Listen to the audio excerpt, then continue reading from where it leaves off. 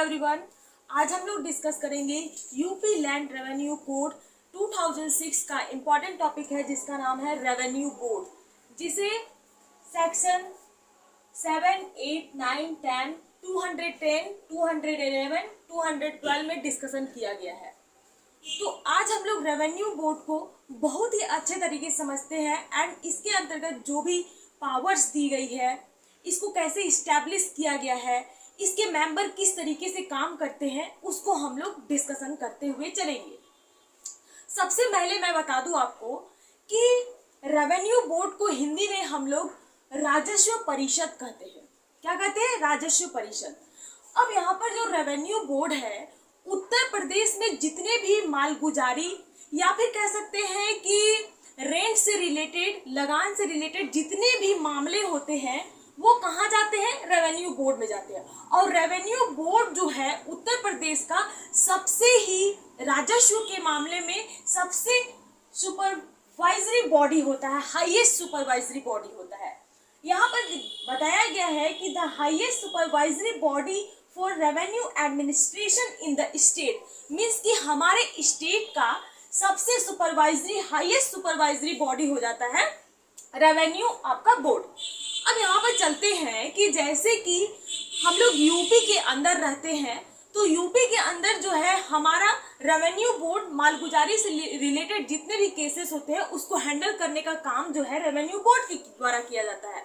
अब यहाँ पर चलते हैं कि जैसे मैम, आपके मन में ये क्वेश्चन आ रहा होगा कि मैम क्या रेवेन्यू बोर्ड के अंतर्गत जो भी केसेस आती है उसके अंतर्गत कोई भी निर्णय दे दिया जाता है, तो क्या हम लोग ऊपर वाले कोई भी कोर्ट में या फिर ट्रिब्यूनल में क्या हम अपील कर सकते हैं? नहीं अपील कर सकते हैं। क्यों नहीं अपील कर सकते हैं? क्योंकि ये सबसे उच्चतम होता है, हाईएस्ट कैटेगरी का बोर्ड होता है। लेकिन यहाँ पर बट दिया हुआ है। बट क्या चीज है कि हमारे संविधान के 226 में आपको बताया गया है कि उच्च न्यायालय के द्वारा रिट जारी किया जा सकता है। तो यहाँ पर उच्च न्यायालय को ये पावर दी गई है कि रेवेन्यू बोर्ड के द्वारा जो भी निर्णय दिया जाएगा तो उसके ऊपर, यानी कि बोर्ड या ट्रिब्यूनल के ऊपर 226 आर्टिकल के तहत उच्च न्यायालय के द्वारा रिट जो है दाखिल किया जा सकता है। यहाँ पर क्लियर है।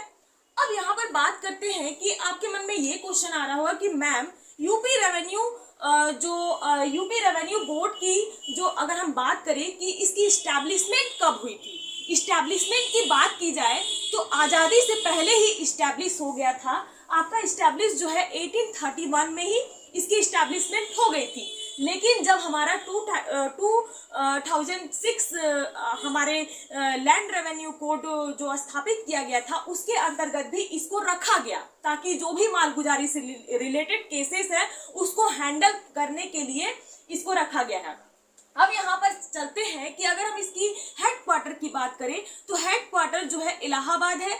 लेकिन यहाँ पर अगर हम बात करें कार्यालय या मुख्यालय का तो दो जगह पे है। यहाँ पर बात कर सकते हैं जैसे कि फॉर एग्जांपल आपका इलाहाबाद हो गया, लखनऊ हो गया। जैसे कि आपके मन में ये क्वेश्चन आ रहा होगा कि मैम कभी कभी हम लोग देखते हैं कि बताया जाता है कि बनारस में भी कभी कभी रेवेन्यू बोर्ड की स्थापना की जाती है, कभी कभी लगता है कि जौनपुर में भी स्थापित हो गया है। तो जैसा कि हम लोग जानते हैं कि यूपी में 75 जिले हैं, 75 जिले हैं। यहाँ पर रेवेन्यू बोर्ड जो है 75 जिलों में से कहीं पे भी अपना जो है कार्यालय स्थापित करके मालगुजारी से रिलेटेड जितने भी केसेस है उसको हैंडल कर सकता है। यहाँ पर इसको ये पावर दी गई है।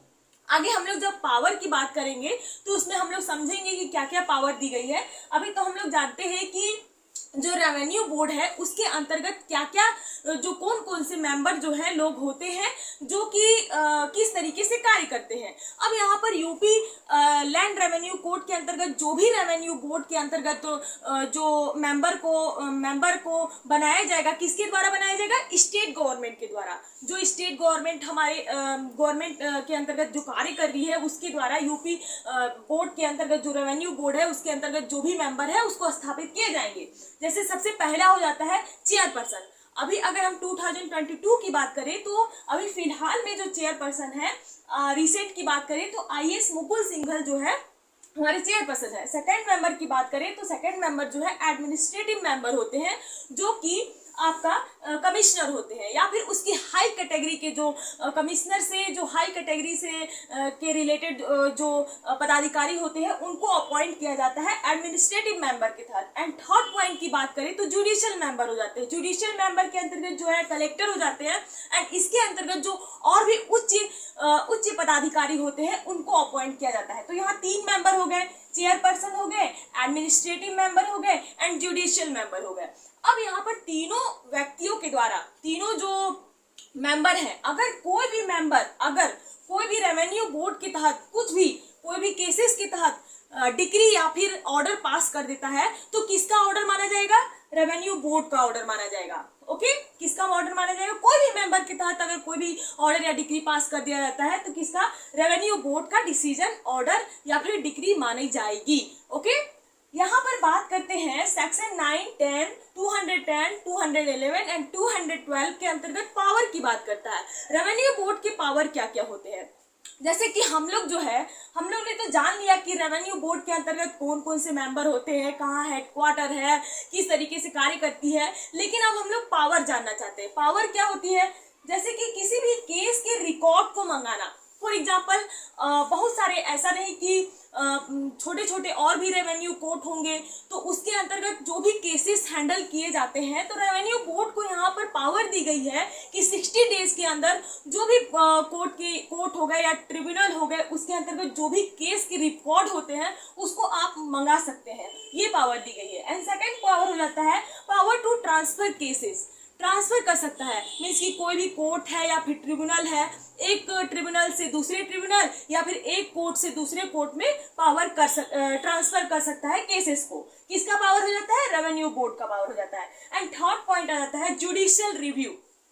अब आपको पता होगा कि कोई भी व्यक्ति जो है अपने आप में संपूर्ण नहीं होता है। कभी कभी क्या होती है कि उच्च न्यायालय के द्वारा भी गलती किया जा सकता है एंड उच्चतम न्यायालय के द्वारा भी गलती किया जा सकता है। तो यहाँ पर रेवेन्यू बोर्ड क्यों नहीं गलती कर सकता है? ऑफ कोर्स रेवेन्यू बोर्ड भी गलती कर सकता है। तो यहाँ पर पावर दी गई है कि रेवेन्यू बोर्ड जो है अपने द्वारा दिया गया डिसीजन को दोबारा से जुडिशियल रिव्यू कर सकता है। कितने दिन के अंदर? 30 दिन के अंदर। ये आपका सेक्शन जो है 211 में बताया गया है। जैसे कि एक और बात मैं आपसे कह देना चाहती हूँ कि जैसे कि हमारे स्टेट के अंतर्गत जो हाई कोर्ट होती है वो सबसे हाईएस्ट कैटेगरी की कोर्ट होती है। एंड अगर हम देश की बात करें तो हमारे यहाँ देश में सुप्रीम कोर्ट जो है सबसे हाईएस्ट कैटेगरी का कोर्ट होता है।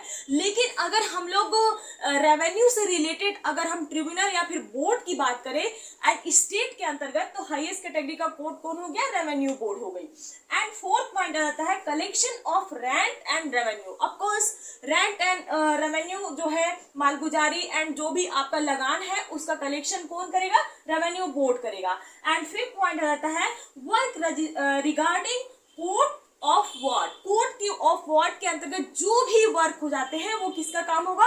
रेवेन्यू बोर्ड का काम होगा। एंड सिक्स पॉइंट आ जाता है judicial work regarding revenue loss. Revenue loss के अंतर्गत जो भी जुडिशियल वर्क होते हैं उसको करने का काम कौन करेगा? रेवेन्यू बोर्ड करेगा। यहाँ पर आपने समझा कि रेवेन्यू बोर्ड जो है किस तरीके से स्थापित किया गया है, किस तरीके से ये कार्य करता है, इसकी पावर क्या है, किस तरीके से इसके मेंबर जो है कार्य करते हैं। एक एक पॉइंट को आपने समझ लिया। अगर कोई भी प्रॉब्लम होती है तो आप हमारे कमेंट बॉक्स में कमेंट कर सकते हैं। एंड एक लास्ट में ये क्वेश्चन पूछना चाहूंगी कि हमारे यूपी स्टेट के अंतर्गत कितने जिले आते हैं, इसको आप हमारे कमेंट बॉक्स में कमेंट करके बताएंगे।